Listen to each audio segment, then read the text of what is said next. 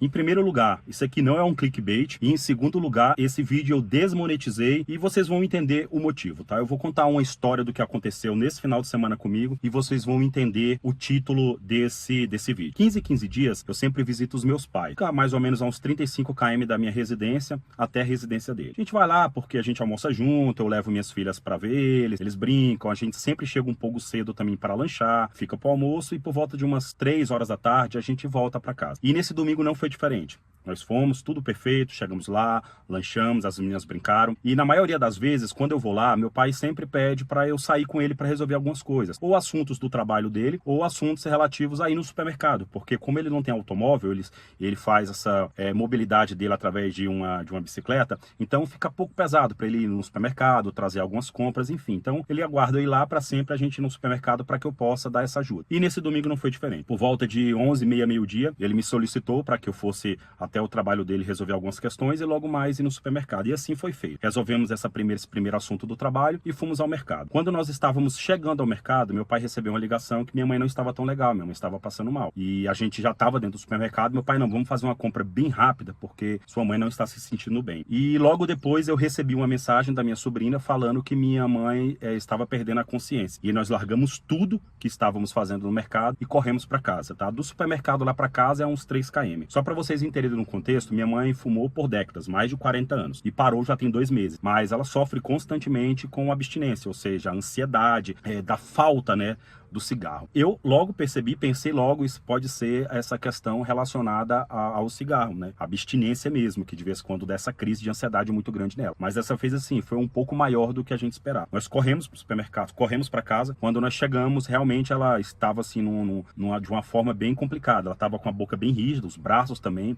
sentindo muita falta de ar, não respondia. Quando eu cheguei lá, em 2 minutos depois, já tinham chamado um socorrista, que é amigo lá da minha família, e ele já tinha colocado ela deitada e estava levantando o queixo dela para poder livrar nessa parte aqui das vias respiratórias para que ela pudesse ter uma respiração melhor e mais controlada. E não teve jeito, nós tivemos que levar ela para o hospital. O hospital da minha residência lá para casa é uns 5 km.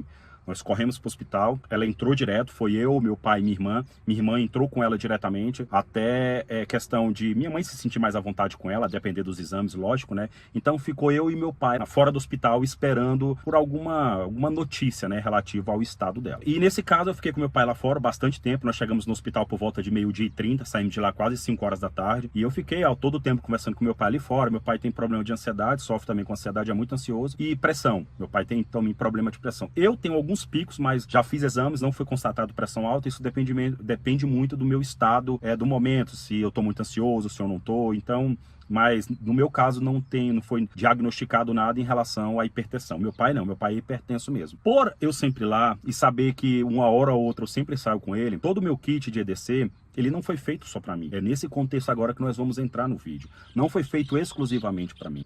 Meu pai, minha mãe e as pessoas que andam comigo já sabem que eu tenho um kit de primeiros socorros, que eu carrego várias coisas dentro da minha mochila. Tem pessoas que têm o seu EDC no seu próprio corpo, tem pessoas que gostam de carregar seu EDC num bolso modular, uma coisa mais minimalista. Eu entendo perfeitamente, mas vocês que me conhecem, para onde eu vou, eu carrego minha mochila. Essa aqui é a minha mochila de EDC.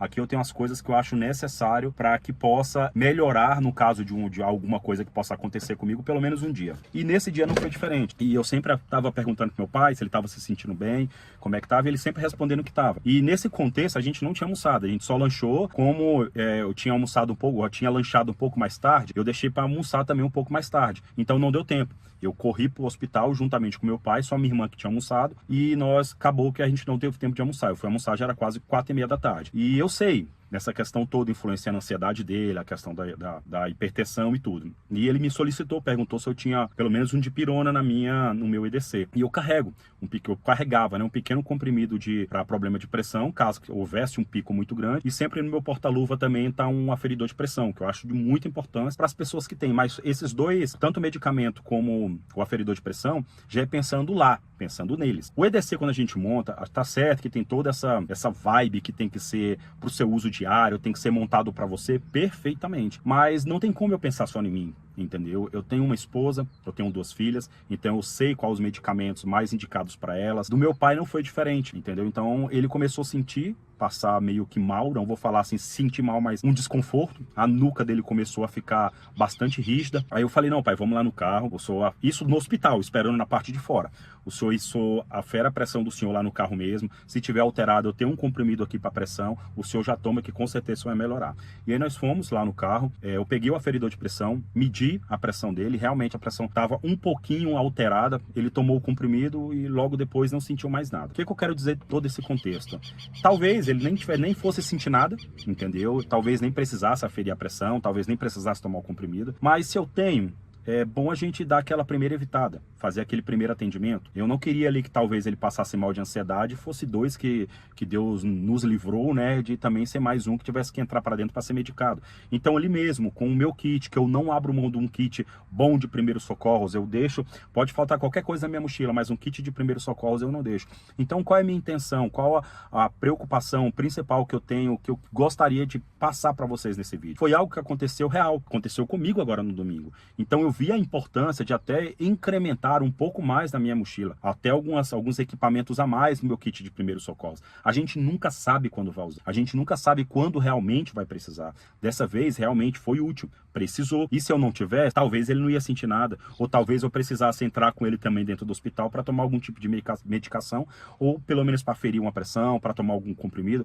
Mas graças a Deus, a importância que eu tenho no meu kit de primeiros, ou seja, kit de primeiros socorros no meu EDC, que é um conjunto completo que eu tenho. Com esse texto, com esse título que eu deixei, é realmente isso. Pense em quem você está andando, não é simplesmente você ter a sua esposa, você ter filhos e você pensar exclusivamente no EDC para você. Porque se você sair junto e precisar, você tem pelo menos como minimizar um pouco essa situação, se realmente for emergencial. Então, você já conhece, eu não preciso nem falar, eu tenho um kit EFAC que eu carrego, eu tenho um kit de primeiros socorros, eu tenho algumas ferramentas, ou seja, dentro do carro eu tenho outros kits, eu tenho um kit de ferramentas maiores que fica no porta-mala, eu tenho no porta-luva aferidor de pressão, que aí também não preciso botar dentro da minha mochila de EDC, mas eu quero que você tenha consciência de você pensar quem anda com você com certa frequência. É seu esposo? Qual a necessidade que ele tem? É seus filhos? Qual o tipo de remédio costumeiramente eles costumam usar? É com seu pai, no meu caso, entendeu? É tão incrível que ele já sabia que eu tinha essas coisas.